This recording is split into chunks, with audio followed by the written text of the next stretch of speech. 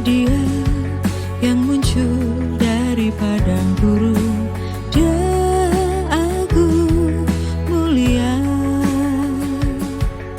Siapakah Dia yang muncul dari padang gurun? Dia dahsyat mulia. Di sana ibumu Jakarta, 22 November 2023.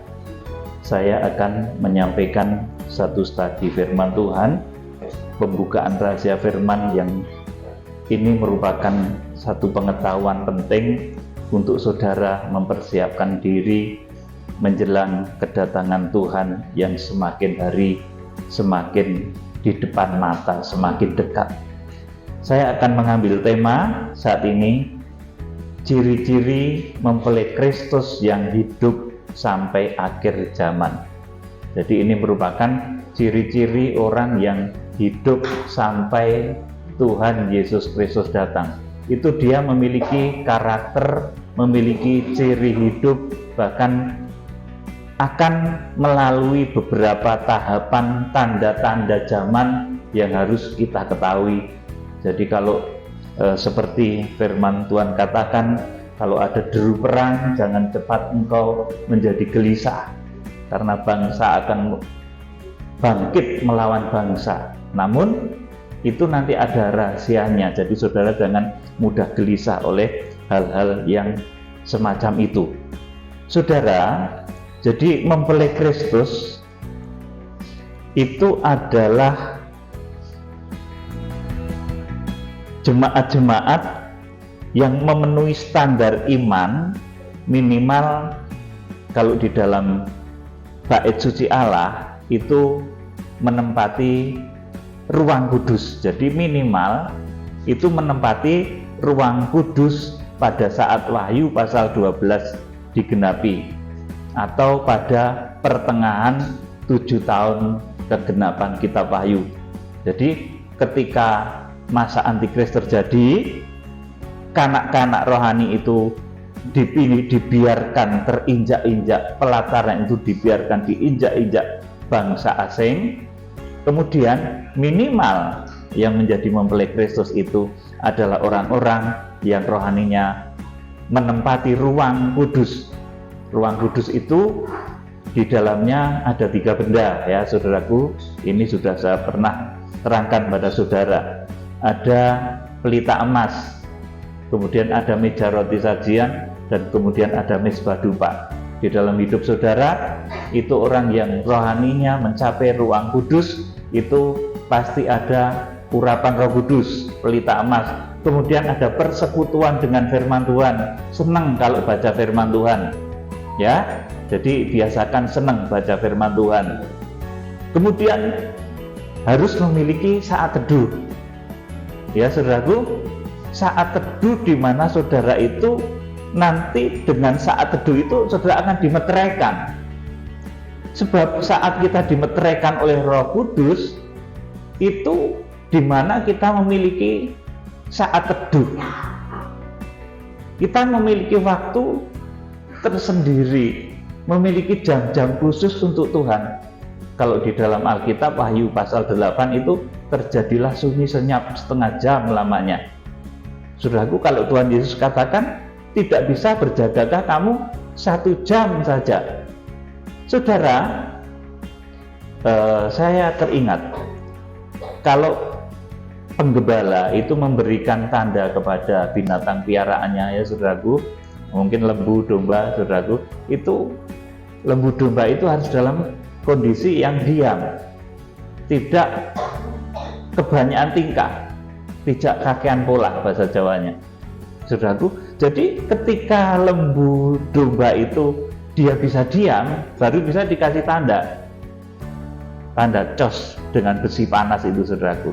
Nah, saudaraku, demikian saudara akan mengalami satu pemeteraian, di mana pemeteraian itu menjadi jaminan saudara untuk saudara itu peroleh keselamatan ketika menghadapi berbagai macam bencana akhir zaman. Ada 7 meterai, 7 sangkakala, 7 bokor. Itu saudara diselamatkan kalau saudara dimeteraikan. Artinya itu tadi dicos oleh Roh Kudus. Ini menjadi milik Tuhan. Orang yang dikasih tanda, dimeterai. Saudaraku, nanti sebaliknya di arus kegelapan nanti juga akan ada orang yang dikasih tanda oleh antikris dengan tanda 666. Itu hidupnya semata-mata duniawi. Tetapi orang yang dimeterai oleh Roh Kudus itu hidupnya kudus, sesuai dengan buah-buah Roh Kudus itu. Saudara, ini yang pertama. Jadi mempelai itu adalah jemaat-jemaat yang memenuhi standar iman minimal ruang kudus pada saat masa antikris, pada saat pengungsian, pada saat harpaso di Wahyu pasal yang ke-12. Kemudian yang kedua, mempelai itu adalah jemaat yang diungsikan ke padang belantara pengungsian. Wahyu pasal 12 ayat yang ke-5 dan ayat yang ke-14. Jadi mempelai itu bukan yang harpaso, yang Wahyu pasal 12 ayat 5. Ya, beda, ini beda. Tetapi mempelai ini sudah bagus, saudaraku. Makanya orang-orang banyak yang berlomba ingin jadi mempelai. Tetapi nanti yang lebih dahsyat lagi adalah orang-orang yang langsung dibawa kepada Allah dan ke tahtanya. Wahyu pasal 12 ayat yang ke-5. Itu ruang Maha Kudus. Itu orang-orang yang memiliki karakter seperti Henokh, seperti Elia. Jadi mereka dibawa dulu kepada Allah dan ke tahtanya. Untuk apa, saudaraku? Untuk memenuhi firman Tuhan, bahwa nanti suatu ketika kita akan menghakimi malaikat-malaikat. Suatu ketika kita akan menghakimi bumi. Kalau dengan badan seperti ini kita belum diubah, nggak bisa. Oleh karena itu di Wahyu pasal 12 ada yang namanya harpaso. Itu ketika orang-orang yang istimewa itu dibawa kepada Allah dan ke tahtanya untuk menggenapi rencana Tuhan, supaya tergenapilah firman bahwa orang-orang kudus akan menghakimi bumi, bahwa orang-orang kudus akan menghakimi malaikat-malaikat. Saudara, ini sering saya sampaikan, kalau di dalam badan seperti ini kita itu nggak mungkin menghakimi malaikat. Saudara jalan di tempat yang angker, yang takut itu malah saudara. Mau menghakimi malaikat. Nah, jalan di dekat kuburan, yang merinding, yang lari malah saudara. Padahal ada ayat, kita akan menghakimi malaikat-malaikat. Saudaraku, jadi ini yang harus kita ketahui. Mempelai itu adalah jemaat yang diungsikan ke padang belantara pengungsian. Wahyu pasal 12 ayat yang ke-6 dan ayat yang ke-14. Padang belantara pengungsian itu jangan saudara kira itu tempat yang tandus, yang jelek, itu tidak, saudaraku. Ini karena firman itu harus disinkronkan dengan pernyataan roh. Nah, di dalam pernyataan roh saya pernah melihat tempat itu begitu indah, luar biasa tempat itu, tempat padang belantara pengungsian itu. Saudaraku, adapun tempatnya di mana? Masih di bumi, saudaraku. Tetapi belum dikatakan sekarang, masih harus dimeteraikan. Karena nanti kalau tempat pengungsian itu sudah diketahui, ya nanti naga itu akan memburu dan ketemu. Tapi kalau tempat itu sampai sekarang masih dimeteraikan, saudaraku, itu artinya satu tempat yang disiapkan oleh Tuhan untuk mempelainya itu dipingit. Kan sebelum menikah itu biasanya dipingit, ya, badannya dilulur macam-macam, disempurnakan biar makin cantik. Terus rambutnya di sedemikian rupa, saudaraku, supaya makin elok. Mempelai wanita itu juga gitu, saudaraku. Ini yang kedua. Kemudian yang ketiga, mempelai itu adalah jemaat yang hidupnya disempurnakan dari berbagai cacat celah dan tetap hidup menjadi saksi ketika nanti orang-orang kudus itu bangkit dari kuburan-kuburan. Mereka bangkit dari kuburan itu, nanti mempelai itu melihat, saudaraku. Kemudian mereka, mempelai itu juga diubah dalam tubuh kemuliaan. Jadi yang melihat orang-orang kudus itu dibangkitkan, kuburan-kuburan terbuka, saudaraku, itu nanti mempelai, tetapi dia juga nanti kemudian akan diubah di dalam tubuh yang tidak bisa binasa. 1 Korintus 15, 51, 52, 1 Tesalonika 5. Saudaraku, jadi mempelai itu adalah orang-orang yang disempurnakan dari berbagai cacat celah dan tetap hidup menjadi saksi mata ketika orang-orang kudus itu bangkit, kuburan-kuburan terbuka, kemudian mereka juga diubahkan dalam tubuh yang tidak bisa binasa. Rasul Paulus katakan seperti itu dalam 1 Korintus 15, 51 dan seterusnya. Saudara, kemudian saya akan memberitahu saudara, ini belum banyak diketahui orang, saudaraku. Mempelai itu adalah orang-orang yang tahu pasti jadwal pernikahannya, bukan orang-orang yang mendapati kedatangan Tuhan itu seperti pencuri. Nah, sering saudara itu, Tuhan itu kan datang seperti pencuri, nggak ada yang tahu, saudara. Ya berarti saudara nggak mempelai. Kalau mempelai itu, saudaraku, adalah orang-orang yang tahu pasti jadwal pernikahan anak domba. Saudara, memang untuk waktu itu belum diberitahukan sekarang, hanya diberitahukan nanti di Wahyu pasal 10. Itu pun bukan hari kedatangan Tuhan, tetapi hari pengangkatan, hari Harpaso, hari pengungsian, dan hari ketika Antikris itu tiba. Tetapi sebagai orang yang berhikmat, kalau hari masa Antikris itu tiba, maka kedatangan Tuhan itu Alkitab sudah nulis, saudaraku. Kalau masa Antikris itu terjadi, maka Alkitab sudah nulis tinggal ada waktu 42 bulan lagi. Itu Tuhan Yesus Kristus datang. Jadi kalau masa Antikris itu sudah terjadi di muka bumi, orang-orang dipaksa memakai tanda 666, dan itu saya yakin belum sekarang, saudaraku. Belum. Nanti itu akan menjadi maklumat dunia yang mengharuskan semua orang memakai tanda karakma 666 itu. Jadi sebagai orang yang diberi hikmat oleh Tuhan, nanti ketika berita tentang masa Antikris itu kapan, kemudian tentang masa Harpaso dan pengungsian itu kapan, kalau waktu itu diketahui, maka orang-orang yang diberi hikmat itu mereka akan ngerti jadwal kedatangan Tuhan. Kalau masa Antikris sudah terjadi, saudaraku, jadwalnya tuh 42 bulan lagi Tuhan Yesus datang. Kalau orang-orang sudah diungsikan, Wahyu pasal 12 ayat yang ke-6, itu jadwal kedatangan Tuhan Yesus Kristus itu sudah dihitung, saudaraku. Dan ini bukan otak-atik, ini ada di Alkitab, 1260 hari. Itu sama dengan 42 bulan tadi, masa Antikris. Wahyu pasal 13 ayat yang kelima. Sama juga dengan 1 masa, 2 masa, dan setengah masa ketika mempelai itu diungsikan di padang belantara pengungsian. Jadi yang diberitahukan oleh Tuhan itu adalah masa Harpaso itu. Tuhan itu nggak mencela-mencela. Yang diberitahukan bukan kedatangannya, saudaraku, tapi jenius Tuhan itu penuh hikmat. Yang diberitahukan adalah hari penyelamatan. Hari penyelamatan itu bentuknya apa? Yaitu Harpaso, untuk orang-orang yang mencapai ruang Maha Kudus. Mereka akan dijadikan pasukan Tuhan untuk menghakimi bumi. Kemudian yang mempelai itu diungsikan, Wahyu pasal 12 ayat yang ke-6 dan ayat yang ke-14.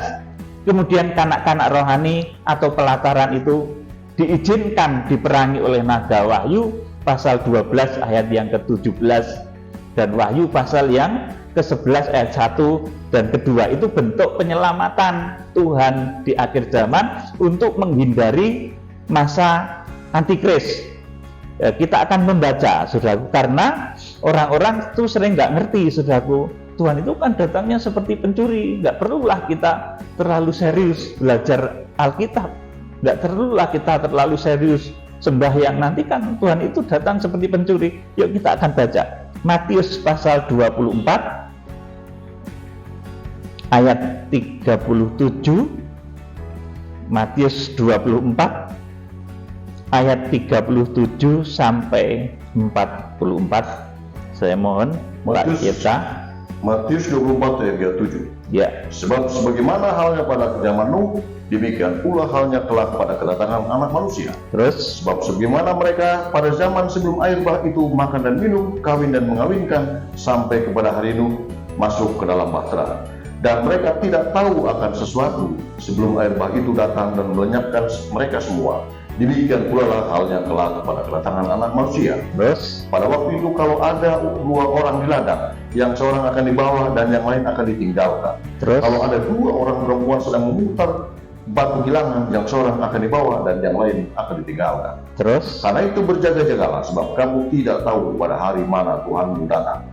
Tetapi ketahuilah ini, jika tuan rumah tahu pada waktu mana pada malam hari pencuri akan datang, sudahlah pasti ia berjaga-jaga dan tidak akan membiarkan rumahnya dibongkar. Sebab itu, hendaklah kamu juga siap sedia, karena Anak Manusia datang pada saat yang tidak kamu duga. amin. Saudaraku, di sini di Matius pasal 24 ayat 37 sampai 44 ini sering orang itu kemudian menyimpulkan bahwa Tuhan itu datangnya seperti pencuri. Kita nggak ada yang tahu begitu, saudaraku. Nah, tapi orang-orang yang berhikmat yang disebut mempelai itu memang tidak dikasih tahu waktu kedatangan Tuhan, tetapi yang dikasih tahu itu hari penyelamatan. Seperti ketika Nuh ini diselamatkan dari bahaya air bah. Nuh itu tahu nggak, saudaraku, akan ada air bah itu sebelumnya? Tahu nggak? Kan tahu toh? Tahu, Nuh tahu. Jadi nggak mendadak air bah itu langsung melibas dunia, tetapi Nuh itu diberitahu. Jadi Nuh itu tahu saat air bah itu akan terjadi. Nuh itu tahu, diberitahu Tuhan 7 hari sebelum air bah itu terjadi. Ini seperti Matius pasal 24 ayat 37, itu maksudnya seperti itu. Sebab sebagaimana halnya pada zaman Nuh, jadi Nuh itu tahu ya. Demikian pula kelak pada kedatangan Anak Manusia, kepada pasangan-pasangan yang mencapai ruang kudus, pasangan-pasangan mempelai. Kalau waktu itu yang diselamatkan oleh bahtera Nuh ya Nuh, kemudian anaknya Sem, Ham, dan Yafet. Tetapi istrinya nggak ditulis ya, jangan iri saudara, tetapi tetap diselamatkan, saudaraku. Jadi yang dimaksud Matius pasal 24 ayat 37, sebab sebagaimana halnya pada zaman Nuh, Nuh itu malah tahu, saudaraku, kepada orang-orang yang disebut mempelai tadi tahu, saudaraku. Nah, saudara, yang tidak tahu itu siapa, saudaraku? Adapun mereka yang tidak tahu, mereka adalah orang-orang yang hidup dalam hawa nafsu dan keinginan daging. Ini seperti yang ditulis dalam Matius pasal 24 ayat 38 dan 39. Sebab sebagaimana mereka pada zaman sebelum air bah itu makan dan minum, kawin dan mengawinkan, sampai kepada hari Nuh masuk ke dalam bahtera. Ini mereka, bukan Nuh. Kalau Nuh dan keluarga tahu, tetapi mereka yang hidup dalam hawa nafsu, makan, minum, kawin, mengawinkan, nah ini yang didatangi oleh Tuhan seperti pencuri. Jadi maksudnya itu seperti itu. Ayat Matius pasal 24 ayat yang ke 38 tadi sampai 39, ayat 37 lengkapnya sampai dengan ayat yang ke-44. Jadi mereka yang akan mendapati kedatangan Tuhan itu seperti pencuri adalah mereka yang hidup di dalam hawa nafsu dan keinginan daging. Kalau Nuh tahu, mempelai tahu, saudaraku. Nah, saudara, nanti sebelum kita masuk di dalam kegenapan Wahyu pasal 10, di mana hari Harpaso itu diumumkan 1 kali saja, sekarang belum boleh dikatakan. Kita nanti akan membaca dulu tanda-tandanya. Pertama, munculnya pemimpin-pemimpin yang disebut sebagai 7 bintang yang digenggam di tangan kanan Tuhan Yesus Kristus. Kemudian terjadinya kegerakan kuda putih, pemeterian Israel. Kemudian yang lebih mudah lagi dikenali itu nanti ada perang yang memakan korban 1/4 penduduk bumi. Udah tau, kalau ada perang yang memakan korban 1/4 penduduk bumi, itu artinya kedatangan Tuhan Yesus sudah bisa dihitung dengan hitungan bulan bahkan, saudaraku. Kalau ada perang yang memakan korban 1/4 penduduk bumi, kedatangan Tuhan Yesus Kristus itu sudah bisa dihitung dengan hitungan bulan. Memang beberapa tahun, tapi kan bisa dihitung dengan hitungan bulan. Kalau saudara nanti mencermati, tetapi saya pun secara daging yang nggak mau perang dunia itu dan cepet-cepet itu saya nggak mau, saudaraku. Secara daging ya, ya masih jauh lagi toh Tuhan gitu. Jangan cepet-cepet perang dunia, korban 1/4 penduduk bumi. Nggak mau, nggak enak, saudaraku. Perang itu nggak enak. Tapi kalau itu ketentuan Tuhan, ya kita nurut sama roh Tuhan. Nanti kita akan diselamatkan dari bahaya-bahaya itu, entah bagaimana cara Tuhan. Makanya Tuhan menyelamatkan umatnya melalui cara yang dahsyat. Saudara, kita akan membaca Kejadian pasal 7. Ini jadi Nuh itu ngerti ya, ketika mau ada bencana air bah. Mempelai itu tahu, saudaraku, mempelai wanita itu tahu ketika mempelai laki-lakinya mau datang. Amin, saudaraku. Mempelai wanita mana yang nggak tahu kalau mempelai laki-lakinya itu mau datang? Misalkan nikahnya tanggal 1 bulan Desember gitu, saudaraku. Itu kan tentu mempelai wanita dikasih tahu. Nggak moro-moro mempelai pria itu datang langsung pesta gitu, enggak.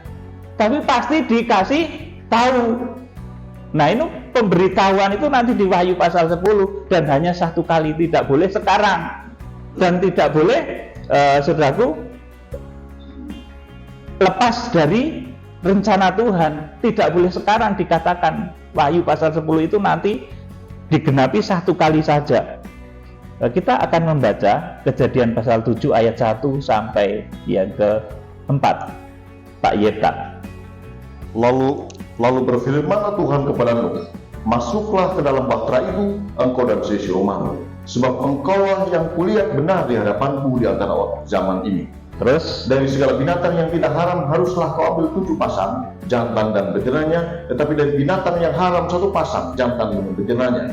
Juga dari burung-burung udara 7 pasang, jantan dan betina, supaya terpelihara hidup keturunannya di seluruh bumi. Terus 7 hari lagi aku akan menurunkan hujan ke atas bumi 40 hari 40 malam lamanya, dan aku akan menghapuskan dari muka bumi segala yang ada yang kujadikan itu. Amin. Lalu, ya, amin. Sampai di sini. Jadi Nuh itu dikasih tahu, sebab 7 hari lagi aku akan menurunkan hujan ke atas bumi 40 hari 40 malam lamanya, ya. Saudara bayangin sendiri, itu 40 hari 40 malam tuh hujannya deras sekali. Kalau Jakarta, aku beritahu akan ada hujan 4 hari 4 malam gitu, sudah banyak yang banjir ya. Nah, saya nggak bisa bayangin deh, nggak usah bayangin yang ini. Itu 40 hari 40 malam. Itu kira-kira Jogja juga ikut, saudaraku, kalau tidak cuma Jakarta. Kalau ada hujan 40 hari 40 malam itu, saudaraku.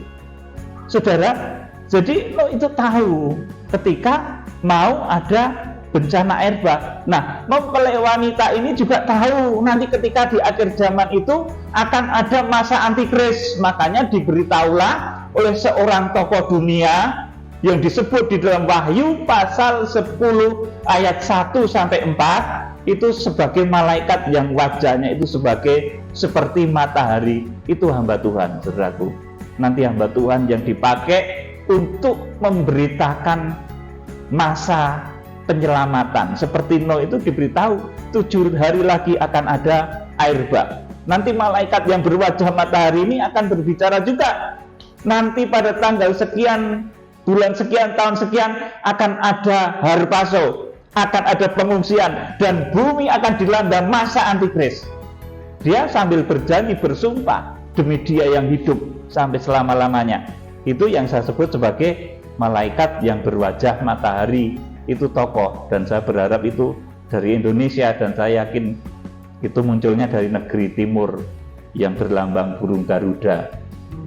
Yesaya pasal 46 ayat 9 sampai 11 nubuatannya di sana. Saudaraku, jadi kita berdoa supaya kegerakan ini bisa semakin menjangkau banyak jiwa. Bukan, kadang orang salah kata ya saudaraku, kita itu kegerakannya itu menyelamatkan banyak jiwa, bukan memenangkan. Iblis itu juga pengen memenangkan banyak jiwa untuk mereka, tapi nggak menyelamatkan. Kalau iblis wes ngeruk banyak-banyaknya orang untuk ikut sama mereka, memenangkan. Tapi yang paling tepat itu menyelamatkan banyak jiwa. Saya di dalam doa itu sering masih kepleset juga. Tuhan, biarkan pelayanan hamba ini memenangkan. Oh iya, tak baleni Tuhan, menyelamatkan banyak jiwa-jiwa. Saya diingatkan Roh Kudus begitu, saudaraku. Jadi pelayanan kita itu arahnya menyelamatkan banyak jiwa-jiwa, supaya jiwa-jiwa itu selamat. Minimal kalaupun meninggal dunia masuk surga. Tetapi saudaraku, kalau bisa ya nanti ikut pengungsian ini, atau bahkan ikut Harpaso. Saudara, jadi orang yang mau jadi pengantin itu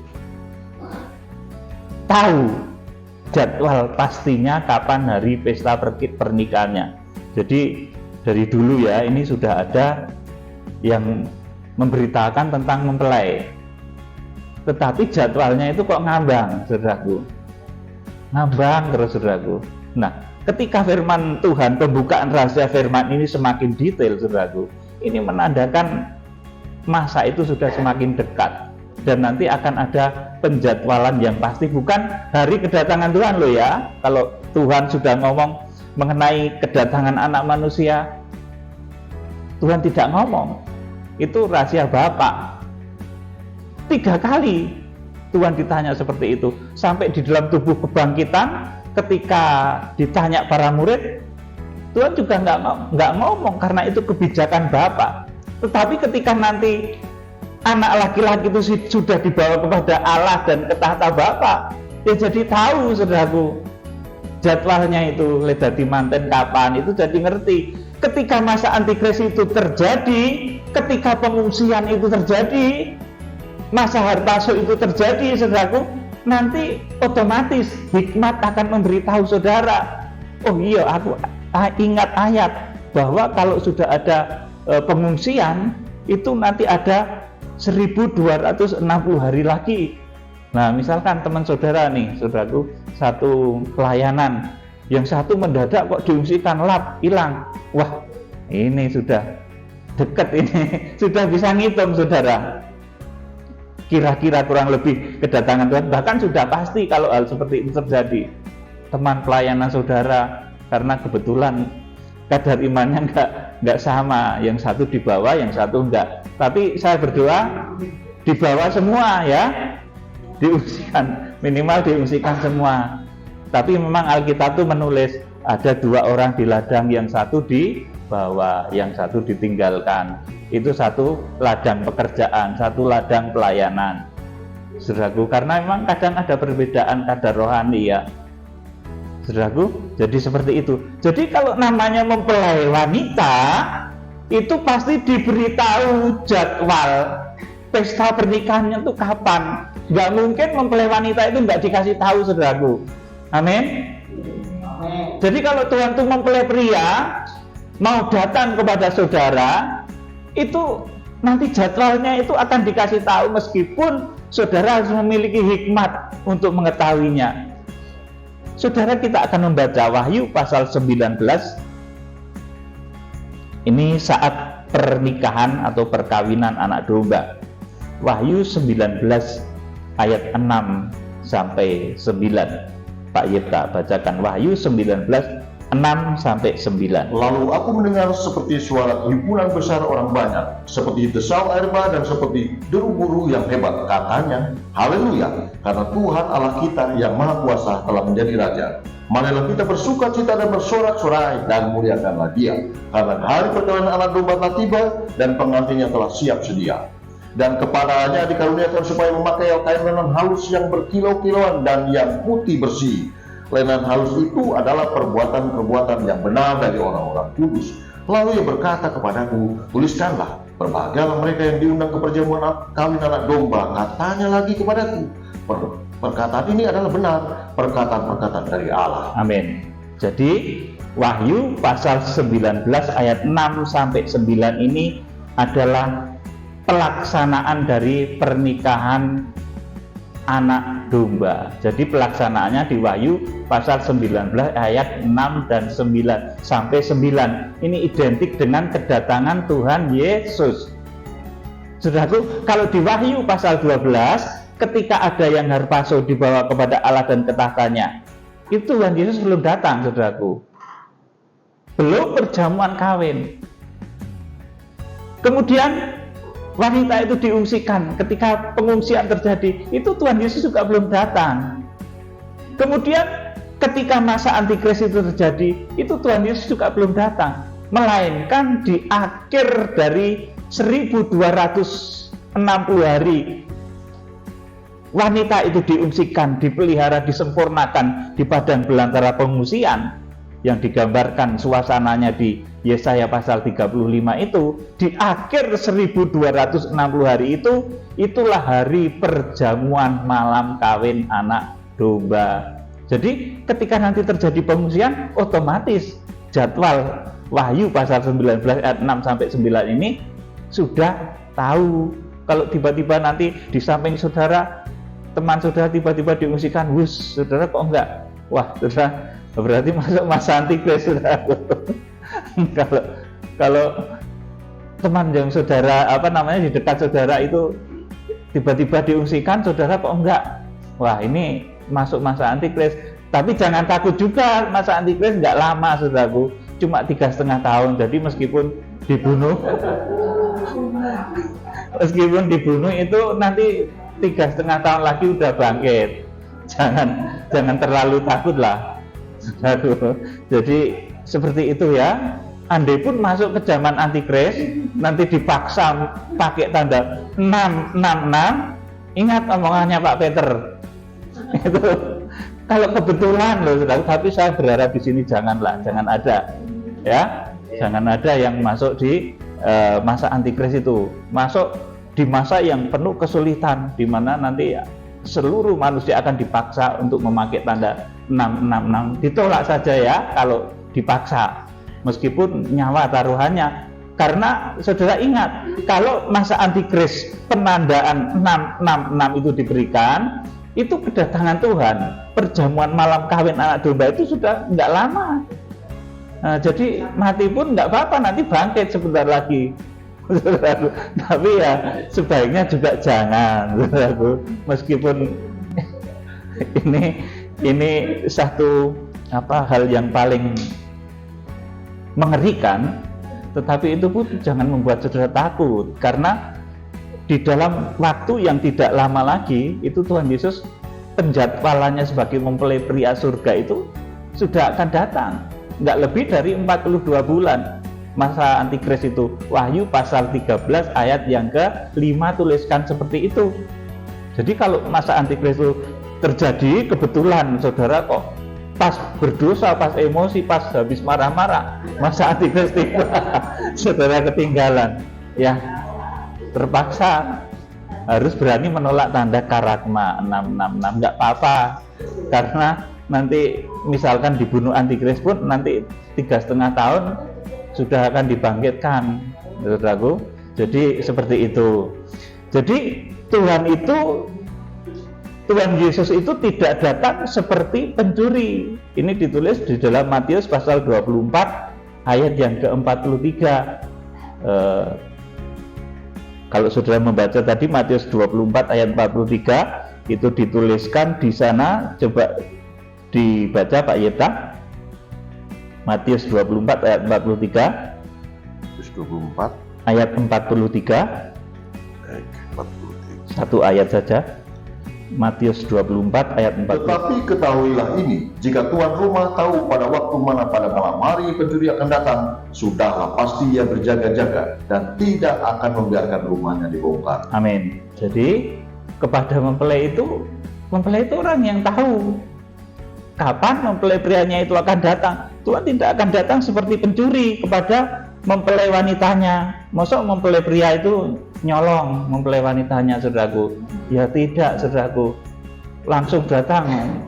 Mempelai wanitanya belum siap-siap, masih pakai daster, masa diajak pesta, saudaraku? Ya pasti dikasih tahu lah, saudaraku. Makanya mempelai wanita itu bisa memakai pakaian putih bersih berkilau-kilauan. Itu karena dipersiapkan jauh hari, kurang lebih 1260 hari plus sekian masa yang saya tidak bisa sebut. Itu sudah diberitahu di Wahyu pasal 10 itu nanti. Jadi bisa siap-siap. Kalau mempelai pria datang, jangan masih pakai daster, belum mandi, langsung diajak pesta, ya nanti nggak memenuhi Wahyu pasal 19 ini, saudaraku. Oleh karena itu mempelai wanita itu diberitahu waktunya. Saudaraku, kita akan membaca juga 1 Tesalonika 5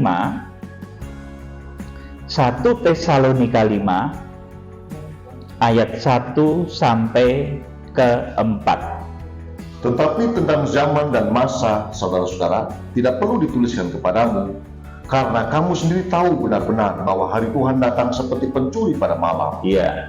Apabila mereka mengatakan semuanya damai dan aman, maka tiba-tiba mereka ditimpa oleh kebinasaan. Seperti seorang perempuan yang hamil ditimpa oleh sakit bersalin, mereka pasti tidak akan luput. Tetapi kamu, di sini dulu. Jadi perempuan bersalin itu kalau mau melahirkan juga kroso enggak, saudaraku? Nah, kroso, tahu toh? Ini artinya tahu, saudaraku. Orang mau melahirkan tuh kroso. Wah, ini wis kalau nggak terasa nanti saudara sambil jalan-jalan mak kelecek gitu keluar bayinya, baru naik itu kereta api lahir karena nggak terasa. Orang mau melahirkan itu juga terasa, saudaraku. Saudara, ayat yang keempat, perhatikan. tetapi kamu, saudara-saudara, kamu tidak hidup di dalam kegelapan, sehingga hari itu tiba-tiba mendatangi kamu seperti pencuri. Amin. Jadi, tetapi kamu, saudara-saudara, kamu tidak hidup di dalam kegelapan sehingga hari itu tiba-tiba mendatangi kamu seperti pencuri. Saudara, jadi mempelai itu tahu dari mana jadwal pernikahan anak domba, tahu dari firman dan Alkitab dan Roh Kudus yang membimbing mereka, yang nanti diperkuat dengan pengumuman hari Harpaso di Wahyu pasal yang ke-10. Jadi pemberitaan mengenai ketetapan masa Harpaso, jadi yang diberitahukan itu bukan kedatangan Tuhan, tetapi seperti Nuh waktu penyelamatan. Saudaraku, yang diberitahukan di akhir zaman juga bukan kedatangan Tuhan, tetapi waktu Tuhan menyelamatkan umatnya dari bahaya masa antikris. Dan itu memang diberitahukan seperti halnya Tuhan memberitahu Nuh. Saudaraku, nanti di akhir zaman seperti halnya Tuhan memberitahu Nuh itu, saudaraku, Tuhan akan memberitahukan juga tentang masa antikris itu. Kapan tibanya, saudaraku? Kapan pengungsian itu tiba, kapan Harpaso itu tiba, itu akan diberitakan oleh malaikat yang berwajah matahari di Wahyu pasal yang ke-10. Kemudian dilaksanakan di Wahyu pasal yang ke-12. Jadi pemberitahuan mengenai ketetapan masa Harpaso bukan kedatangan Tuhan, ya. Ini sekarang belum diumumkan. Saya pun nggak berani ngomong ini, saudaraku, karena Tuhan belum suruh. Saudaraku, siapapun tentunya belum berani ngomong ini karena Tuhan belum suruh, saudaraku, untuk mengungsi. Pemberitahuan mengenai ketetapan masa ini hanya akan diumumkan ketika Wahyu pasal 10 digenapi. Kapan itu? Adalah sesaat sebelum masa antikris. Saudara, kenapa mengenai hal ini saat ini belum boleh dikatakan mengenai hari pengungsian, karena memang belum diberitahu saudaraku, dan Bapak sendiri juga belum memberitahu waktu tersebut. Tetapi nanti ketika waktunya tiba, seperti Nuh, sebelum ada air bah itu diberitahu, nanti di Wahyu pasal 10 itu saudara akan diberitahu. Kenapa waktunya itu mepet? Saudaraku, nggak lama sekali gitu. Sebab ini erat kaitannya dengan saat hari perkawinan anak domba. Jadi kalau mau nikah itu ya ngumumkannya nggak terlalu lama ya, misalkan 30 tahun lalu. Saudara punya anak sudah 30 tahun lalu merencanakan besok tahun 2024 kamu menikah sama si B ya, nanti sudah berpindah ke lain hati 30 tahun lagi itu saudaraku.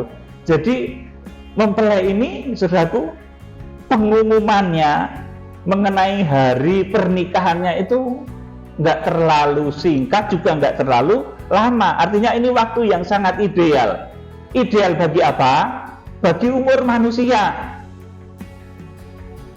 Saudara, kalau 3,5 tahun lagi itu saudara ngampet kan masih sanggup, kalau misalkan sedikit sakit gigi apa gitu, saudara tuh ada tensi apa gitu, kan masih bisa berdoa sama Tuhan, Tuhan berikan aku kekuatan tubuh, jiwa, rohku.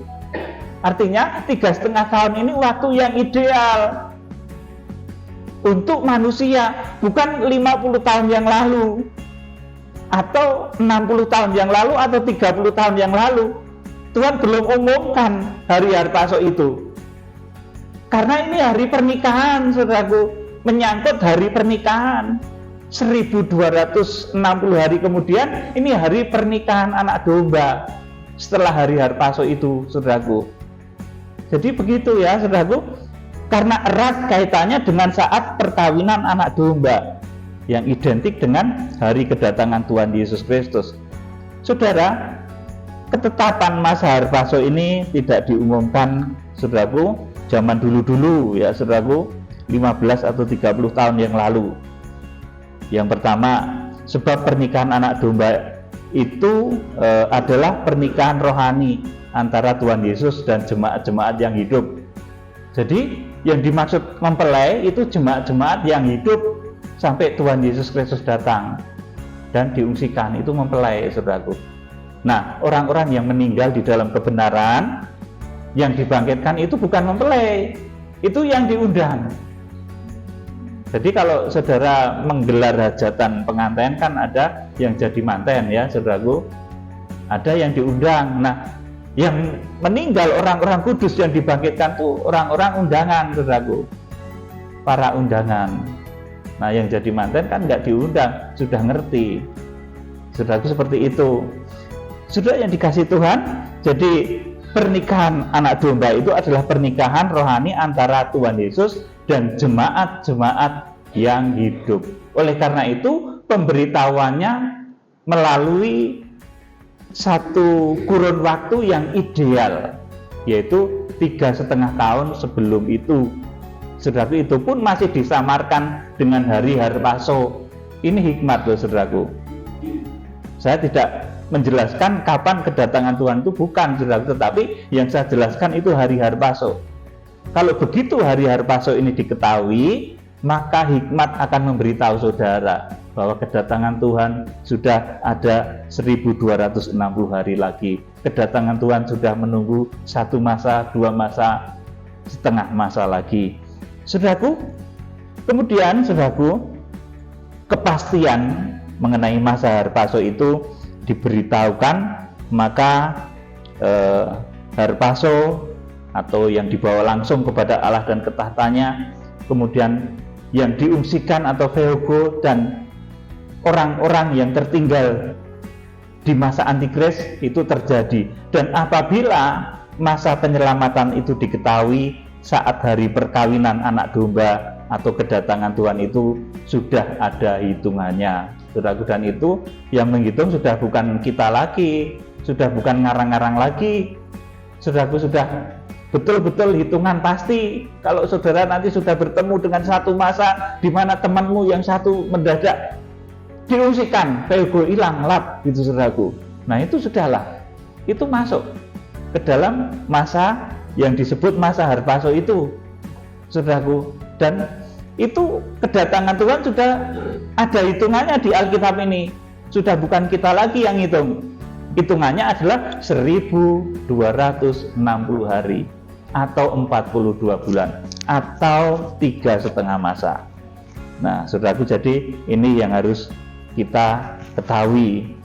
Nah, tidak boleh diberitahukan jauh-jauh hari, itu karena berkaitan juga dengan keselamatan tubuh jiwa roh manusia, berkaitan erat dengan jaminan hidup dan keselamatan bagi setiap orang yang masuk harpaso dan pengungsian. Orang yang masuk harpaso dan pengungsian itu sudah dijamin pasti hidup sampai Tuhan Yesus Kristus datang.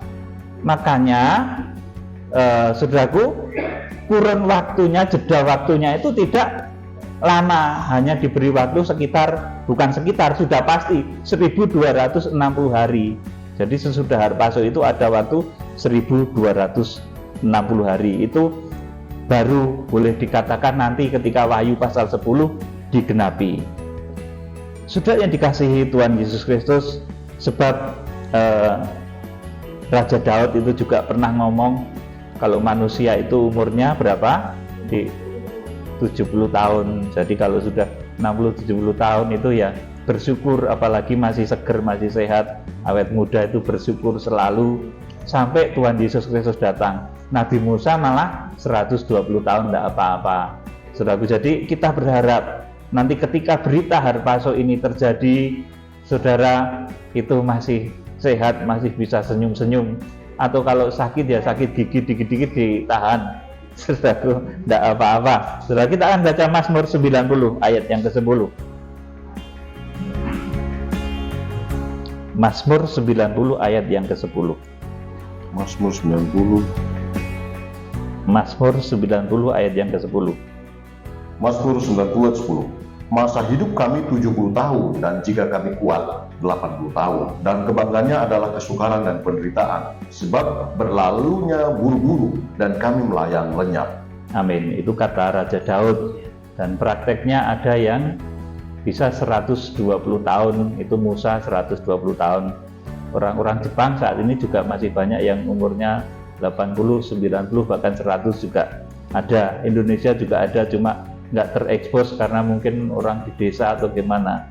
Ya, saya melihat banyak orang-orang tua sekali di desa itu, saudaraku.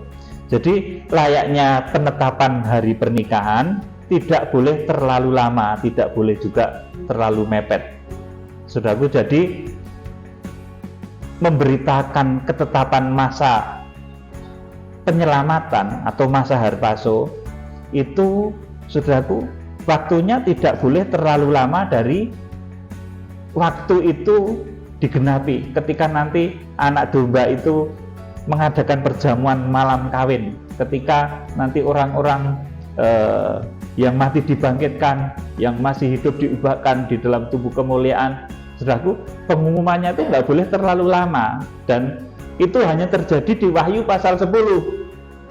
Dan setelah itu nanti pasti waktunya itu 1260 hari lagi, sampai malaikat yang diutus Tuhan untuk menyatakan hari harpaso itu sampai bersumpah demi Dia yang hidup sampai selama-lamanya.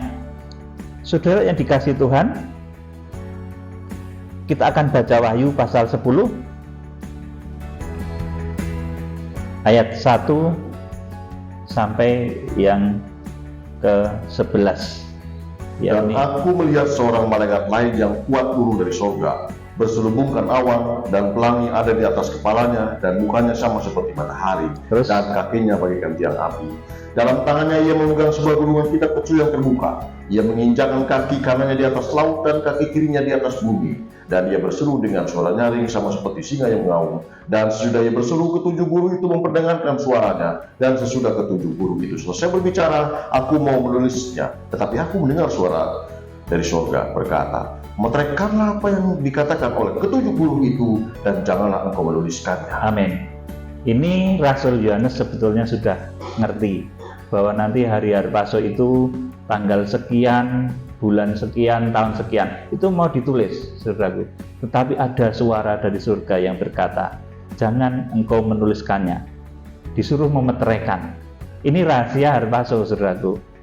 Dan yang diberi rahasia tentang harpaso ini adalah malaikat yang dikatakan kuat, yang turun dari surga. Ini hamba Tuhan, saudaraku, yang memiliki pengalaman surga bumi tentunya, saudaraku. Kemudian, saudaraku, di dalam tangannya ia memegang sebuah gulungan kitab kecil yang terbuka. Artinya rahasia firman Tuhan itu terbuka di tangannya. Ia menginjakkan kaki kanannya di atas laut dan kaki kirinya di atas bumi. Ini berulang saya sampaikan. Kaki kanannya di atas laut. Laut itu tempat muncul antikris, itu ditekan. Selama tokoh ini masih memimpin kegerakan, antikris belum akan bisa muncul. Kemudian kaki kirinya di atas bumi. Bumi itu tempat munculnya nabi palsu. Di Wahyu pasal 13 ayat 11 sampai 18 itu.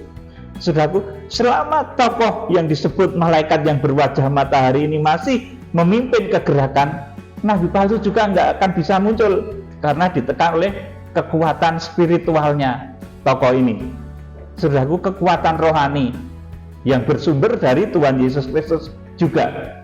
Saudaraku, kemudian ini yang kedua, saudaraku, kaki kanan dan kaki kiri yang beranjak di laut dan bumi itu menggambarkan bahwa pelayanannya itu lintas benua, lintas pulau.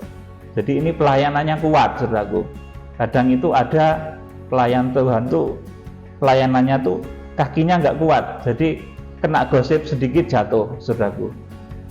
Digosipin, wah Pak Pendeta itu begini jatuh, saudaraku. Tapi ini kaki pelayanannya tuh kuat, saudaraku, mendunia, dan dia dipakai oleh Tuhan. Saudara, kalau ada orang yang boikot satunya masih nopang, saudaraku. Jadi tenang saja. Ini ciri dari hamba Tuhan yang dipakai di akhir zaman itu, seperti itu. Saudaraku yang dikasih Tuhan, kemudian ia diberi satu rahasia, suara auman singa, ya. Di Wahyu pasal 10 ayat 3. Dan ia berseru dengan suara nyaring sama seperti singa yang mengaum. Inilah pemberitaan hari harpaso. Ini didengar oleh Rasul Yohanes seperti suara singa yang mengaum. Tetapi kemudian diterjemahkan oleh ketujuh guru. Ketujuh guru itu siapa? Kalau di dalam kitab Wahyu itu ketujuh bintang. Malaikat sidang jemaat Efesus, Smyrna, Pergamus, Tiatira, Sardis, sampai Laodikia. Itu hamba-hamba Tuhan yang dipercaya untuk menghukum bumi dengan hukuman 7 meterai, 7 sangkakala, dan 7 bokor murka Allah, yang bisa menerjemahkan suara auman singa itu ternyata cuma 7 guru. Rasul Yohanes pun dulu nggak tahu. Dia dapat dengarnya dari 7 guru. Melalui makrifat dia mengerti bahwa tanggal sekian, bulan sekian, tahun sekian akan terjadi pengungsian, bukan kedatangan Tuhan. Tuhan nggak pernah ingkar janji. Yang diberitahukan itu hari penyelamatan. Seperti ketika Nuh diselamatkan dari air bah, 7 hari sebelumnya diberitahu oleh Tuhan. Nah, rahasia auman singa ini adalah rahasia hari harpaso. Kapan nanti saat umat Tuhan itu harus mempersiapkan diri secepatnya untuk harpaso yang mencapai ruang Maha Kudus. Kapan umat Tuhan itu mempersiapkan diri untuk diungsikan, didandani dengan pakaian rohani yang putih bersih berkilau-kilauan menjadi mempelai wanita. Pemberitahuan kapan terjadinya masa antikris.